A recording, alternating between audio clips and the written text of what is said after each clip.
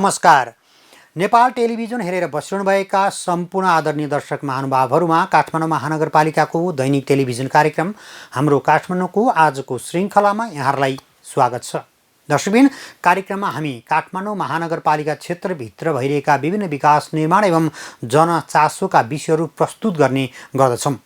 आजको कार्यक्रममा भने हामीले काठमाडौँ महानगरपालिकाले स्थानीय सरकार सञ्चालन ऐन 2074 बमोजिम स्थापना गरेको न्यायिक समितिले आर्थिक वर्ष 2077-78 मा के कसरी काम गर्यो, न्यायिक काम कसरी गरिएको छ, समस्या के छ र चुनौतीहरू कति छन्, यो विषयमा तयार पारेको रिपोर्ट प्रस्तुत गर्नेछौँ। अहिलेको संविधानले उपप्रमुखले 4 अधिकारहरू दिएको छ। त्यो अधिकार मध्येमा चाहिँ न्यायिक समिति चाहिँ एकदमै इफेक्टिभ भएको कारणले गर्दाखेरि आफ्नो मन परि कतिपय कुराहरू हामीले न्यायिक समितिले निर्णय गरेको कुराहरू पनि वडा अध्यक्षहरू त्यसमा पञ्चन मिल्छ, कतिपय निर्णय गरेका कुराहरू पनि उहाँले चाहिँ रोकिएर अप्ठ्यारो पार्नेको छ। नेपालको संविधान 2072 जारी भई लागू भएसँगै देशको प्रशासनिक तथा शासकीय संरचनामा धेरै नै परिवर्तन आएको छ। काठमाडौँ महानगरपालिकाकी उपप्रमुख हरिप्रभा खड्गी श्रेष्ठले भन्नुभए झैं नयाँ संवैधानिक व्यवस्थाले ल्याएको परिवर्तनमा स्थानीय सरकारको भूमिका पनि बदलिएको छ र बदलिँदो व्यवस्थाले स्थानीय सरकारलाई अधिकार थप गर्दै जिम्मेवार तथा शक्तिशाली बनाएको छ।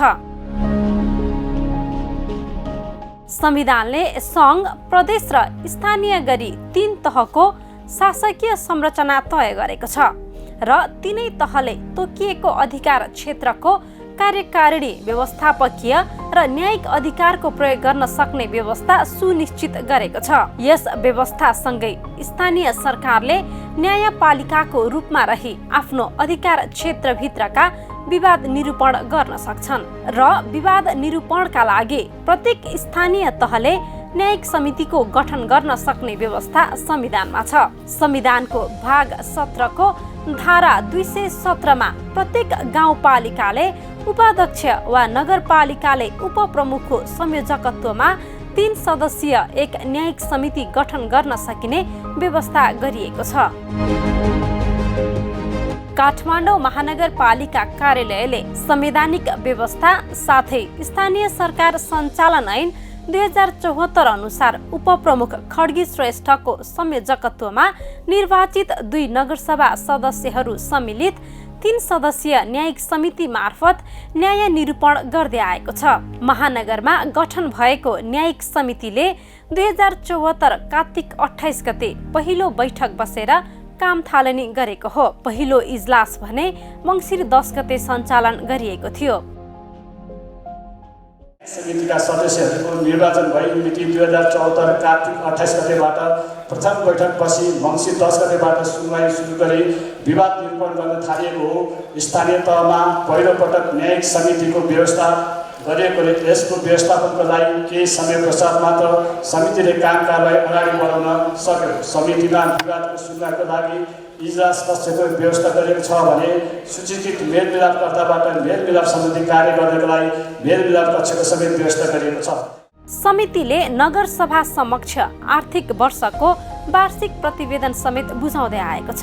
गत आर्थिक वर्ष 2077-78 को वार्षिक प्रतिवेदन गत असार 25 गते सम्पन्न महानगरपालिकाको 9औं नगरसभाको 6ठौं बैठकमा प्रस्तुत गरियो। समितिकी संयोजक खड्गी श्रेष्ठको निर्देशनमा सदस्य सरोज ढकालले प्रतिवेदन पेश गर्नुहुँदै नागरिकको सहजतालाई ध्यानमा राख्दै न्यून खर्च तथा कम समयमा नै न्याय निरूपण गरिँदै आएको बताउनुभयो। न्यायिक समितिले आफ्नो क्षेत्र अधिकारभित्र रहेर कार्य गर्दै आएको छ।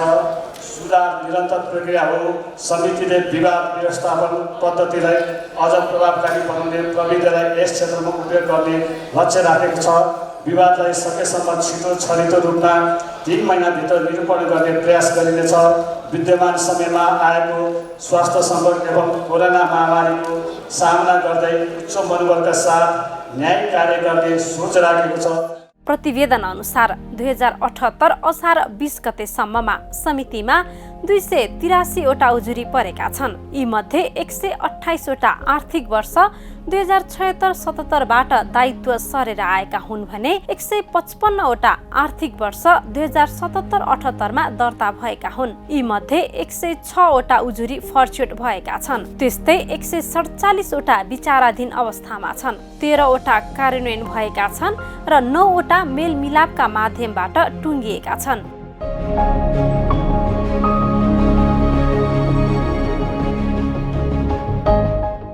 यस्तै आर्थिक वर्ष 2076-77बाट दायित्व सरेर आएका 128 उजुरी मध्ये 45 वटाको निर्णय भएको छ भने 46 वटा विचाराधीन अवस्थामा छन्।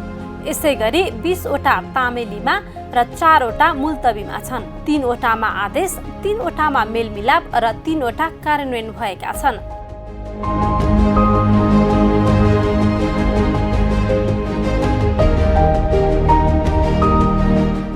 प्रस्तुत प्रतिवेदन अनुसार न्यायिक समितिमा परेका उजुरी मध्ये सबैभन्दा धेरै घर कोठा खाली गराउने विषयका छन्, जसमा 140 वटा उजुरी परेका छन्। दोस्रो धेरै बाटो खुलाइ पाउँ भने 20 वटा उजुरी परेका छन्। यसै गरी बहाल रकम दिलाइ पाउँ भनी 18, जग्गा खाली गराइ पाउँ भनी 13, आवश्यक कारबाही गराइ पाउँ भनी 12 वटा उजुरी परेका छन्। त्यस्तै क्षतिपूर्ति पाउन, इज्जत आमद अनुसार खाना लाउन सहयोग गरी पाउन, मेलमिलाप गराइ पाउन, माना चामल भराइ पाउन, ध्वनि प्रदूषण रोकी पाउन, सम्पत्ति संरक्षण गरी पाउन जस्ता विषयमा उजुरी परेका छन्।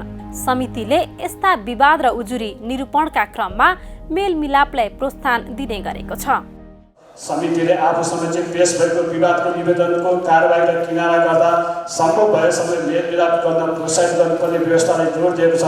समितिमा अधिकार क्षेत्रको प्रयोग गर्दा सामूहिक रूपले गर्ने गरिएको छ। विवादको सुनाइपछि मिश्र संलग्न प्रमाण तथा कागजातको सूक्ष्म रूपमा अध्ययन गरिनुको साथै आवश्यकता अनुसार कानुनी सल्लाहकारको राय परामर्श दिएर निर्णय गर्ने गरिएको छ। समितिले स्वतन्त्र, निष्पक्ष, पहुँचयोग्य, विश्वसनीय न्याय प्रणालीको अभ्यास र विकास गर्ने कानुनी एवं न्यायिकका सर्वमान्य सिद्धान्तलाई आत्मसात गर्ने गरेको छ। कुनै पक्षको हार वा जितको अवस्था नराखी मेलमिलापका माध्यमबाट न्याय निरूपण गरिँदा पनि न्यायिक समितिले गरेका निर्णय विरुद्ध अदालतमा पुनरावेदन हुने गरेको छ। तर त्यस्ता पुनरावेदनमा अदालतले समितिकै निर्णय सदर गर्ने गरेको छ। हालसम्म अदालतले समितिको फैसला बद्दर नगर्नुले पनि समितिको प्रभावकारिता दर्शाउँदछ। न्यायिक समितिले गरेको निर्णय विरुद्ध विभिन्न अदालतमा परेको पुनरावेदनमा हालसम्म अदालतले गरेको फैसला हेर्दा कुनै पनि निर्णयहरू बदल नभई सदर भई देखिएको छ। 1 वर्ष कैद हुन सक्ने फौजदारी मुद्दा, मेलमिलाप हुन सक्ने देवानी मुद्दा, 25 लाख रुपैयाँसम्म बिगो भएको घर बहाल र घर बहाल सुविधा भएको मुद्दा न्यायिक समितिको जिम्मेवारीमा पर्छन्। यसरी पर्ने गरेका उजुरीको प्रमाण जुटाउनु पर्ने, मेलमिलापका लागि प्रयत्न गर्नुपर्ने भएकाले फर्स्युट हुन समय लाग्न पनि सक्छ।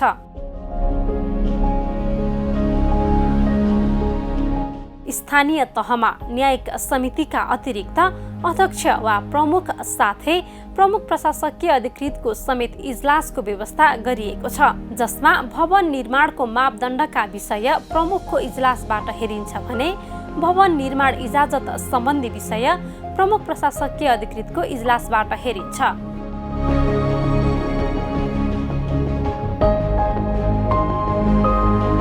महानगरपालिकाले न्यायिक समितिको कामलाई प्रभावकारी र सहज तुल्याउन नीतिगत व्यवस्था समेत गरेको छ। महानगरपालिका क्षेत्रभित्रका विवादहरूको सुरु उजुरीको दायरे, कारबाही, सुनवाई, किनारा र कार्यान्वयन गर्दा अपनाउनु पर्ने कार्यविधि तय गरी न्याय सम्पादनको काम कारबाहीमा स्पष्टता, एकरूपता एवं पारदर्शिता कायम गर्न काठमाडौँ महानगरपालिका विवाद निरूपण कार्यविधि ऐन 2075 जारी गरी सोही अनुसार समितिले काम गर्दै आएको छ।